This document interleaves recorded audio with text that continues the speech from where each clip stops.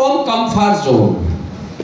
कामयाब होने के लिए यह भी बोला जा रहा है कि आपको कंफर्ट जोन को आपको छोड़ना पड़ेगा, राइट? बहुत सारे लोग क्या होते हैं, कामयाब होना चाहते हैं, सक्सेस होना चाहते हैं, लेकिन वो लोग अपने कंफर्ट जोन को नहीं छोड़ते। सहारा एक इंसान को बेचारा बना देता है। सहारा एक व्यक्ति जो दुनिया पर राज कर सकता है, उसको एक कोमल घरों में रहने के लिए मजबूर कर देता है। सबसे पहले आप एक चीज को आप ये समझो कि आज यहां पर बहुत सारे लोग हैं। कुछ लोग ये सोचते हैं कि मैं जॉब भी कर लूं और मैं बिजनेस में भी कामयाब हो जाऊं, कभी नहीं हो सकता। लोग ये सोचते हैं मैं दुकान भी कर लूं और मैं बिजनेस में भी कामयाब हो जाऊं, कभी भी नहीं हो सकता। ध्यान देना मेरी बात। हमारे साथ भी बहुत अच्छे अच्छे लोग थे, लेकिन उन लोगों ने सहारा क्या सोचा, मैं जॉब के साथ बिजनेस कर लूं, आज कहीं नहीं। हमने 10 साल का जॉब रिजाइन किया। तो दोस्त, हमारे सामने कुछ था ही नहीं डायरेक्ट सेलिंग के अलावा।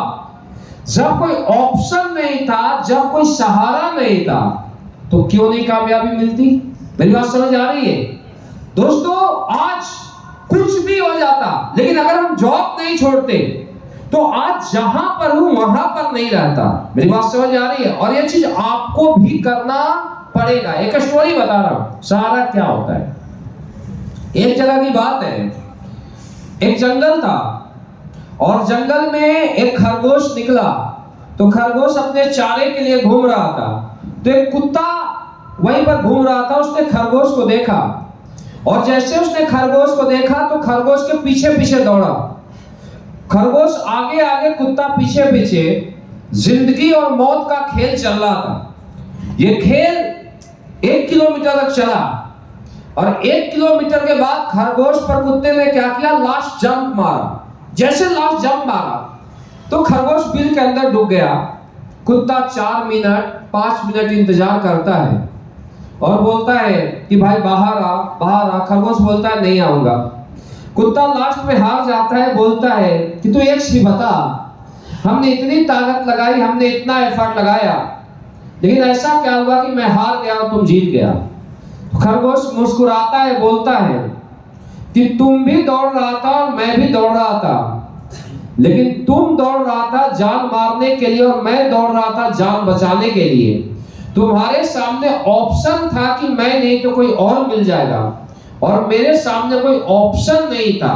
तुम्हारे सामने ऑप्शन था कि मैं नहीं तो कोई और मिलेगा, इसलिए तुम हार गया। और मेरे सामने कोई ऑप्शन नहीं था, कोई सहारा नहीं था, कोई दूसरा रास्ता नहीं था। मुझे पता था कि अगर मैं पकड़ा गया तो सीधा ऊपर जाऊंगा। तेरे सामने ऑप्शन था, इसलिए तू हार गया, और मेरे सामने कोई ऑप्शन नहीं था, इसलिए मैं जीत गया। मेरी बात समझ आ रही है दोस्त? दुनिया का नक्शा उसी ने चेंज किया है जिसके सामने कोई ऑप्शन नहीं होता, जिसके सामने कोई सहारा नहीं होता। ऑप्शन को छोड़ दो। बहुत सारे लोग बोलते मैं कामयाब होना चाहता हूं, लेकिन महीने में पता चलता है कि 20 दिन घर में रहते हैं और बोलते हैं मैं क्यों नहीं ब्रांड एम्बेसडर बन रहा हूं।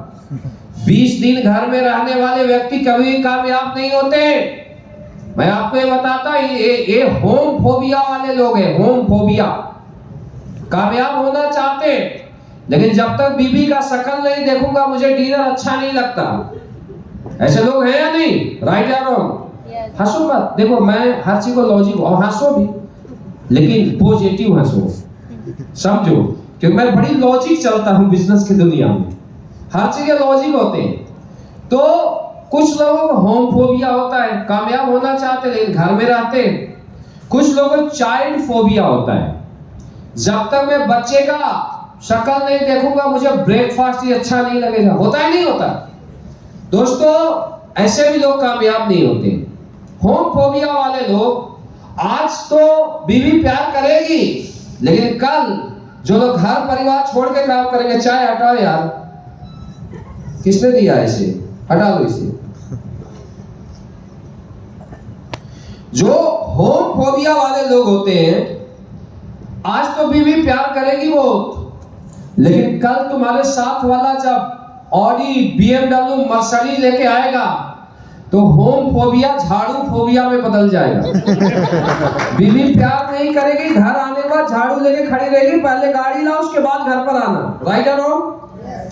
आज जो चाइल्ड फोबिया वाले लोग हैं, जब आप बड़े बनोगे और आपके साथ वाला व्यक्ति बड़ा बिजनेसमैन बन जाएगा, पापा विदेश में पढ़ाई कराएगा, तो बेटा चाइल्ड फोबिया नहीं रहेगा, सबसे बड़ा दुश्मन बन जाएगा आपका। ध्यान देना मेरी बात। अरे हर कोई प्यार करता है बीवी से, हर कोई प्यार करता है बच्चे से, लेकिन दोस्तों उसे पता है कि केवल प्यार से हमारे बच्चे की जिंदगी नहीं चलेगी। दुनिया में कोई व्यक्ति कामयाब हुआ, विराट कोहली, महेंद्र सिंह धोनी, नरेंद्र भाई मोदी, राहुल गांधी, किसी की भी बात किया जाए, मुकेश अंबानी, किसी नेटवर्कर की बात किया जाए, ये लोग एक एक महीना, दो दो महीना घर परिवार का शक्ल नहीं देखते। दोस्त आज मैं इस बिजनेस में पहुंचा हूं, मैं खुद बोलता हूं कि हमारी खुद शादी हुई थी और शादी के बाद में AWPL ज्वाइन किया था, लेकिन वाइफ को मैं बोल दिया था 1 साल तक भूल जाना मुझे।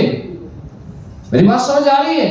और हमने वो भी दिन देखे हैं, घर के बगल से गुजरते थे, घर जाने का बहुत मन करता था, लेकिन दोस्त घर नहीं जाते थे, क्योंकि जाते थे तो ट्रेनिंग का टाइम हो जाता था, आते हुए 2 बजे रात हो जाता था, कौन मिलता, अगले दिन की ट्रेनिंग होती थी। ऐसे कामयाबी नहीं मिली। घर, परिवार, समाज, हर कुछ छोड़ना पड़ा है दोस्त, हर कुछ, तब एक कामयाबी मिलती। किसी भी व्यक्ति को कामयाबी बहुत अच्छी लगती है, लेकिन कामयाबी के लिए पीछे जो पेन छुपा होता है वो किसी को अच्छी नहीं लगती।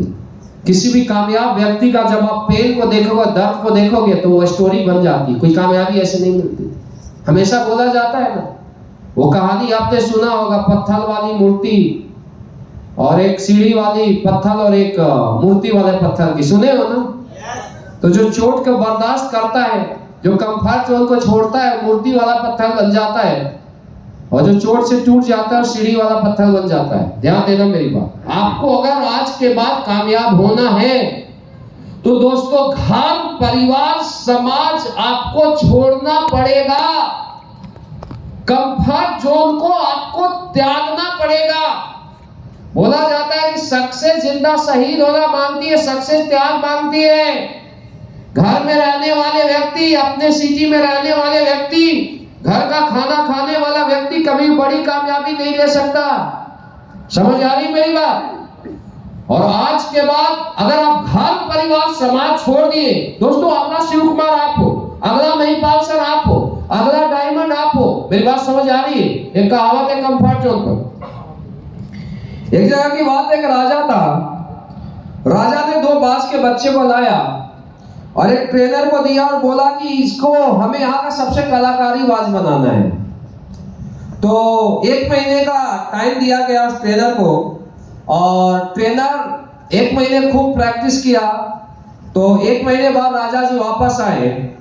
जैसे राजा जी वापस आते हैं तो पहले बाज के बच्चे को उड़ाया जाता है, तो हवा में उड़ता है और उड़ने के बाद खूब कलाकारी करता है। राजा बहुत ताली बजाते, खुश होते, बोले मजा आ गया। और दूसरे बच्चे को उड़ाया जाता है जो उसका बहुत प्यारा बाज था, वो कुछ दूर उड़ता है, वापस बैठ जाता है। बहुत बार ट्राई किया लेकिन उड़ता है, वापस बैठ जाता है। राजा परेशान हो जाते हैं और राजा बोलते हैं कि कुछ भी हो, मुझे ये दूसरा बाज का बच्चा भी उड़ता हुआ चाहिए। राम गोपाल जी, ठीक है, कंफर्ट जोन में मत बैठो।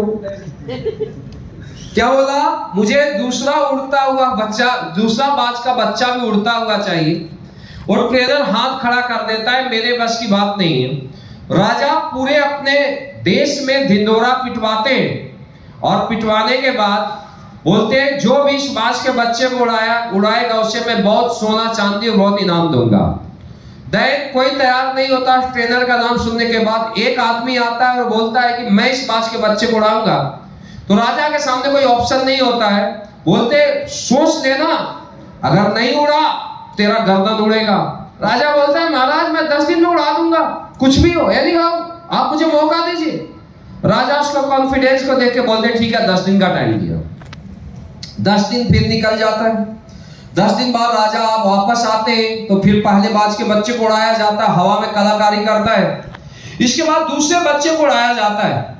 जब दूसरे बच्चे को उड़ाया जाता है तो पहले बाज के बच्चे से भी ऊपर उड़ रहा होता है। राजा देखते बहुत खुश होते, बहुत सारे इनाम उसे देते जो भी उन्होंने बोला था।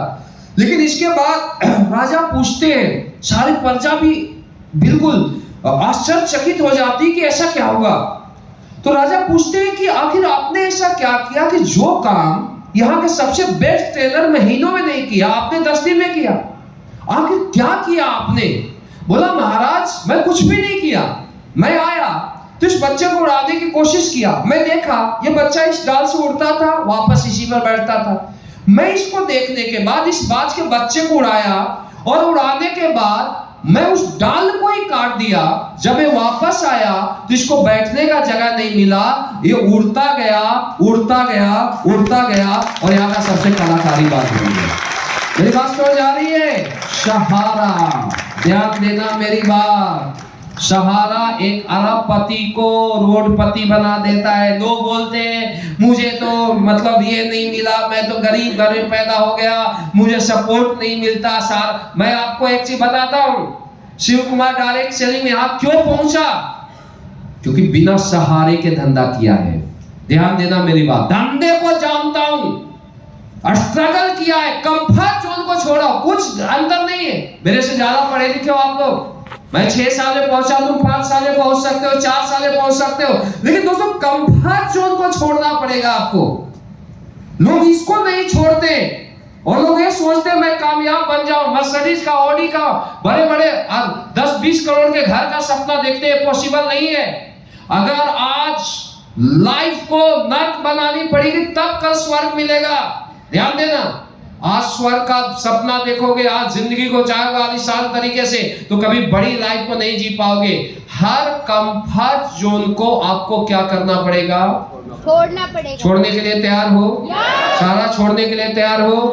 आज के बाद ये समझ लेना, कंफर्ट जोन को छोड़ लेना, इतनी बड़ी कामयाबी मिलेगी, इतनी बड़ी मिलेगी जो आपने सोचा भी नहीं होगा, उससे भी बड़ा कामयाबी मिलेगा, गारंटी है।